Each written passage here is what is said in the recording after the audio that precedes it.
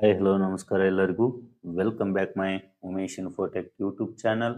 ಈ ಒಂದು ವಿಡಿಯೋದಲ್ಲಿ 2026-27ನೇ ಸಾಲಿಗೆ 6ನೇ ತರಗತಿ ಪ್ರವೇಶಾತಿ ಬಯಸಿ ಮೊರಾರ್ಜಿ ದೇಸಾಯಿ ವಸತಿ ಶಾಲೆಗಳಿಗೆ ಆನ್ಲೈನ್ ಅರ್ಜಿಯನ್ನ ಬಿಟ್ಟಿದ್ದಾರೆ. ಸೊ ಈ ಒಂದು ಆನ್ಲೈನ್ ಅರ್ಜಿಗಳಿಗೆ ಯಾವೆಲ್ಲ ಮಾಹಿತಿಗಳು ಬೇಕಾಗ್ತವೆ ಮತ್ತು ಯಾರೆಲ್ಲ ಇದಕ್ಕೆ ಅರ್ಜಿಯನ್ನ ಸಲ್ಲಿಸಲಿಕ್ಕೆ ಅರ್ಹರಾಗಿದ್ದಾರೆ ಮುಂತಾದ ಮಾಹಿತಿಯನ್ನು ನಾನು ಈ ವಿಡಿಯೋದಲ್ಲಿ ತಿಳಿಸ್ಕೊಡ್ತಾ ಇದ್ದೀನಿ. ಅದಕ್ಕೂ ಮುಂಚೆ ಯಾರೆಲ್ಲ ಇದೇ ಮೊದಲು ನನ್ನ ಯೂಟ್ಯೂಬ್ ಚಾನಲ್ ಅನ್ನು ನೋಡ್ತಾ ಇದ್ರೆ ದಯವಿಟ್ಟು ಸಬ್ಸ್ಕ್ರೈಬ್ ಮಾಡ್ಕೊಂಡು ಪಕ್ಕದಲ್ಲಿ ಕಾಣುವ ಬೆಲ್ ಬಟನ್ ಮೇಲೆ ಕ್ಲಿಕ್ ಮಾಡಿ ಆಲ್ ಅಂತ ಸೆಲೆಕ್ಟ್ ಮಾಡ್ಕೊಳ್ಳಿ.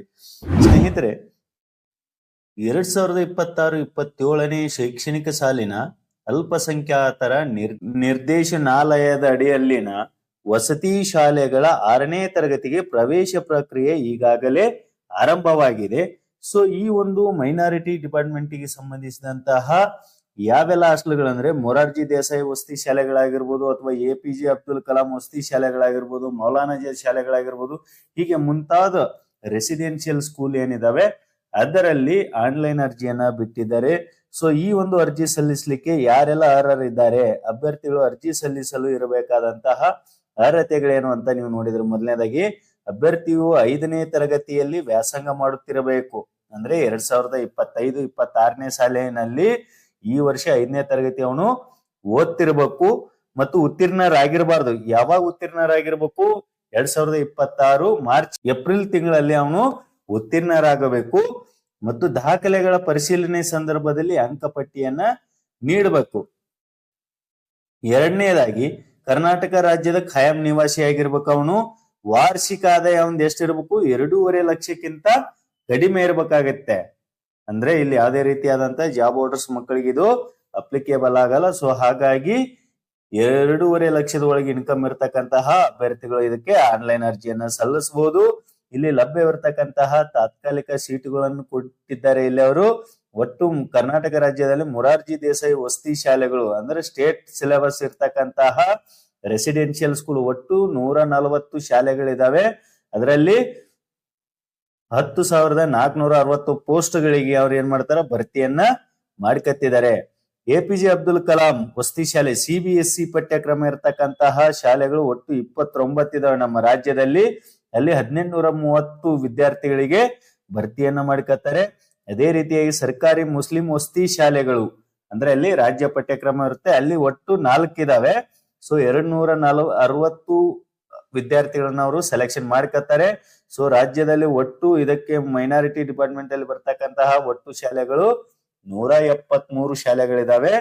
ಒಟ್ಟು ವಿದ್ಯಾರ್ಥಿಗಳನ್ನ 12,550 ವಿದ್ಯಾರ್ಥಿಗಳನ್ನ ಅವರು ಈ ವರ್ಷ ನೇಮಕಾತಿಯನ್ನ ಮಾಡಿಕೊಳ್ಳುವಂತದ್ದು. ಈ ಒಂದು ವಸತಿ ಶಾಲೆಗಳಿಗೆ ಪ್ರವೇಶ ಪ್ರಕ್ರಿಯೆ ತಾತ್ಕಾಲಿಕ ವೇಳಾಪಟ್ಟಿ ಹೇಗಿದೆ ಅಂತ ನೋಡಿದ್ರೆ, ಆನ್ಲೈನ್ ಅರ್ಜಿ ಸಲ್ಲಿಸಲು ಈಗಾಗಲೇ ಪ್ರಾರಂಭವಾಗಿದೆ.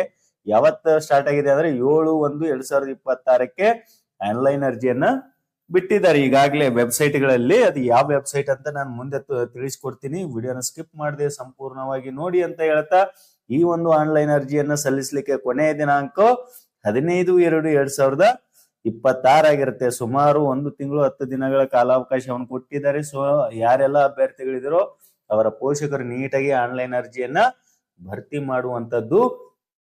ಈ ಒಂದು ರೆಸಿಡೆನ್ಷಿಯಲ್ ಸ್ಕೂಲ್ ನ ಒಂದು ಪರೀಕ್ಷಾ ದಿನಾಂಕ ನೋಡಿದ್ರೆ 29/3/2026 ಆಗಿರುತ್ತೆ.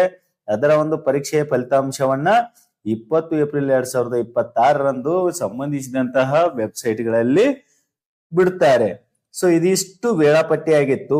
ಹಾಗಾದ್ರೆ ಯಾವ ಒಂದು ವೆಬ್ಸೈಟ್ ಮೂಲಕ ನೀವು ಆನ್ಲೈನ್ ಅರ್ಜಿಯನ್ನ ಸಲ್ಲಿಸಬೇಕು? ಇದು ಕಂಪ್ಲೀಟ್ ಆಗಿ ಆನ್ಲೈನ್ ಮುಖಾಂತರನೇ ನೀವು ಅರ್ಜಿಯನ್ನ ಸಲ್ಲಿಸಬೇಕಾಗುತ್ತೆ. ಆನ್ಲೈನ್ ಮುಖಾಂತರ ಅರ್ಜಿಯನ್ನ ಸಲ್ಲಿಸುವ ಪೋರ್ಟಲ್ ಯಾವ್ದಂದ್ರೆ ಸೇವಾ ಸಿಂಧು ಸರ್ವಿಸ್ ಮೂಲಕ ನೀವು ಅರ್ಜಿಯನ್ನ ನೀವೇ ನಿಮ್ಮ ಮೊಬೈಲ್ ಇಂದ ಆದ್ರೂ ಸಲ್ಲಿಸಬಹುದು. ಬೇಡಪ್ಪ ಅಂತಂದ್ರೆ ಇನ್ನೊಂದು ಡಿಪಾರ್ಟ್ಮೆಂಟ್, ಮೈನಾರಿಟಿ ಡಿಪಾರ್ಟ್ಮೆಂಟ್ ಒಂದು ವೆಬ್ಸೈಟ್ ಆಗಿರ್ತಕ್ಕಂತ department.government ಕರ್ನಾಟಕ ಗವರ್ಮೆಂಟ್ ಅಂತ ಸರ್ಚ್ ಕೊಟ್ರೆ ನೀವು ಆ ವೆಬ್ಸೈಟ್ ಮೂಲಕ ಆದ್ರೂ, ಇವೆರಡು ವೆಬ್ಸೈಟ್ ಗಳ ಮೂಲಕ ನೀವು ಯಾವ್ದಾದ್ರು ಒಂದರಲ್ಲಿ ಹೋಗಿ ಅರ್ಜಿಯನ್ನ ಸಲ್ಲಿಸಬಹುದಾಗಿದೆ. ಸೊ ಇದು ಡಿಪಾರ್ಟ್ಮೆಂಟ್ ಆಫ್ ಮೈನಾರಿಟಿ ವೆಬ್ಸೈಟ್ ಇದಾಗಿರುತ್ತೆ. ಸೊ ಈ ಒಂದು ವೆಬ್ಸೈಟ್ ಗೆ ನೀವು ವಿಸಿಟ್ ಕೊಟ್ಟಾಗ ಇದರಲ್ಲಿ ಕೂಡ ಬೇಕಾದ್ರೆ ನೀವು ಅರ್ಜಿಯನ್ನ ಸಲ್ಲಿಸಬಹುದು. ಇಲ್ಲ ಅಂದ್ರೆ ಸೇವಾ ಸಿಂಧು ಪೋರ್ಟಲ್ ಗೆ ಬಂದಾಗ ನೀವು ಈ ರೀತಿ ಪೇಜಸ್ ಬರುತ್ತೆ. ಇಲ್ಲಿ ಅಲ್ಪಸಂಖ್ಯಾತರ ಕಲ್ಯಾಣ ಇಲಾಖೆ ಅಂತೇಳಿ ಅಲ್ಪಸಂಖ್ಯಾತರ ನಿರ್ದೇಶನಾಲಯ ಅಂತ ಇದೆ. ಅಲ್ಪಸಂಖ್ಯಾತರ ಮೊರಾರ್ಜಿ ದೇಸಾಯಿ ವಸತಿ ಶಾಲೆ ಅಥವಾ ಸರ್ಕಾರಿ ಮುಸ್ಲಿಂ ವಸತಿ ಶಾಲೆ, ಡಾಕ್ಟರ್ APJ ಅಬ್ದುಲ್ ಕಲಾಂ ವಸತಿ ಶಾಲೆಗಳ ಒಂದು ಪ್ರವೇಶಕ್ಕೆ ಅರ್ಜಿಯನ್ನ ಸಲ್ಲಿಸಬಹುದು ಅಂತ ಈ ರೀತಿ ನಿಮ್ಗೆ ಪೇಜ್ ಕಾಣಿಸುತ್ತೆ. ಇದರ ಮೂಲಕ ನೀವು ಇಲ್ಲಿ ಏನೆಲ್ಲ ಮಾಹಿತಿ ಇದೆ ಅದನ್ನು ತುಂಬಿ ನೀವು ಅರ್ಜಿಯನ್ನ ಸಲ್ಲಿಸಬಹುದಾಗಿದೆ. ಯಾರಿಗಾದ್ರೂ ಅರ್ಜಿಯನ್ನ ಸಲ್ಲಿಸಲು ಗೊಂದಲ ಇದ್ದಲ್ಲಿ ಅಥವಾ ಯಾರಿಗಾದ್ರೂ ಅರ್ಜಿಯನ್ನ ಸಲ್ಲಿಸ್ಲಿಕ್ಕೆ ಆಗ್ಲಿಲ್ಲ ಅಂದ್ರೆ ದಯವಿಟ್ಟು ನನ್ನನ್ನ ಕಾಂಟ್ಯಾಕ್ಟ್ ಮಾಡಬಹುದು. ನಾನು ಅರ್ಜಿಯನ್ನ ಸಲ್ಲಿಸ್ಕೊಡ್ತೀನಿ ಅಂತಕ್ಕಂತ ಮಾಹಿತಿಯನ್ನ ತಿಳಿಸ್ತಾ, ಹಾಗೆ ಮುಂದಿನ ವಿಡಿಯೋದಲ್ಲಿ ನಾನು ಈ ಒಂದು ಅಲ್ಪಸಂಖ್ಯಾತರ ಇಲಾಖೆಗೆ ಯಾವ ರೀತಿ ವಿದ್ಯಾರ್ಥಿಗಳ ಅರ್ಜಿಯನ್ನ ಸಲ್ಲಿಸಬೇಕು ಅಂತಕ್ಕಂತ ಒಂದು ಕಂಪ್ಲೀಟ್ ಮಾಹಿತಿಯೊಂದಿಗೆ ನಾನು ಬರ್ತೀನಿ. ಸೊ ಈ ವಿಡಿಯೋ ಒಂದ್ ವೇಳೆ ನಿಮ್ಗೆ ಇಷ್ಟ ಆಗಿದ್ರೆ ದಯವಿಟ್ಟು ಲೈಕ್ ಮಾಡಿ, ಶೇರ್ ಮಾಡಿ, ಹಾಗೆ ಸಬ್ಸ್ಕ್ರೈಬ್ ಮಾಡಿ ಅಂತ ಹೇಳ್ತಾ ಎಲ್ಲರಿಗೂ ವಂದನೆಗಳು.